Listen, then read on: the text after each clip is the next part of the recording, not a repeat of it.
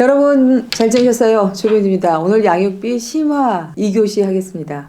자, 남편이 양육비 준다고 해놓고 안 준다. 방법은 기본적으로 4가지가 있습니다. 첫 번째 제일 기본적인 방법은 뭐냐? 강제 집행. 이혼 소송에서 양육비에 관련된 판결을 받거나 아니면 조정해서 조정 결정문이 있거나 아니면 협의 이혼 당시에 작성한 양육비 부담 조서라는 게 있으면 자, 이런 문서들은요 집행력이라는 게 있습니다. 그래서 양육비를 안 준다 그렇게 되면 상대방의 재산, 집, 예금 아니면 심지어 월급 이런 걸 압류해서 내가 받아갈 수 있습니다. 근데 문제는 뭐냐면요. 양육비가 원래 한꺼번에 목돈을 주는 게 아니잖아요. 월 100만 원, 월 150만 원 이런 거라서 사실 한 번 안 줬다고 그때마다 강제 집행을 하려니까 너무 힘든 거예요. 어떻게 하면 되느냐? 모아서 하면 됩니다. 1년치 모으면 100만 원이면 1200, 2년치 모으면 2400 이렇게 되잖아요. 그래서 모아서 압류하시면 됩니다. 이게 가장 기본적인 방법이에요. 두 번째는 직접 지급 명령이라고 하는 걸 받을 수 있습니다. 그럼 누가 직접 지급을 하느냐? 그 양육비를 줄 사람이 다니는 회사에서 나한테 직접 지급하라는 것이 그게 직접 지급 명령입니다. 이 가정법원에 신청하면 되는데요. 근데 문제는 월급을 받는 사람만 대상으로 하고 자영업자한테는 할 수가 없잖아요. 그래서 그런 약점이 좀 있어요. 세 번째는 양육비 이행명령이라고 하는 거를 신청할 수가 있어요.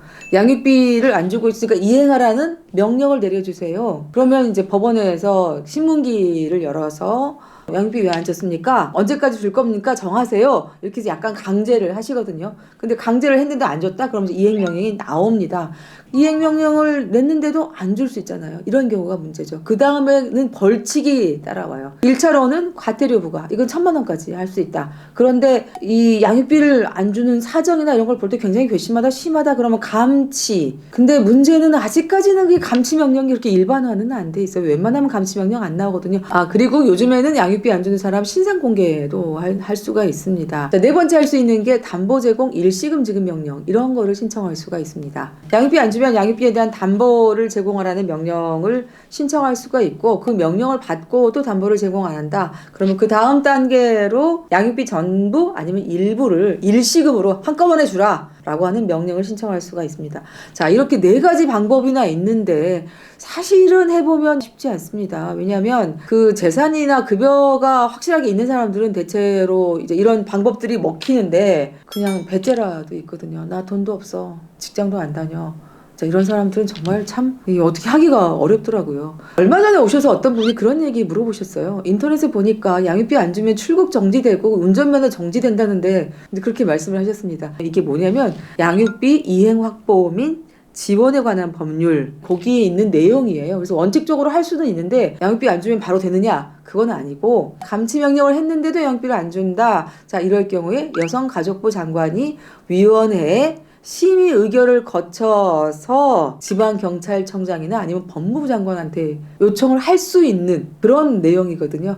그래서 실제 그거를 받기는 짧아야 한 1년 이상 걸리지 않을까 싶거든요. 그래서 이거는 좀 현실적인 제도라고 보긴 좀 어렵다.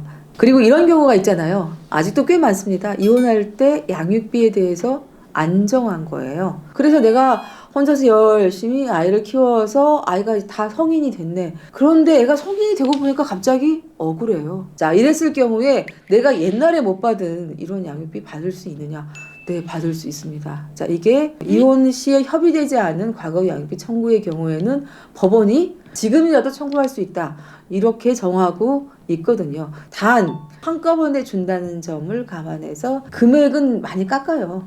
제가 보니까 한 50%, 60%?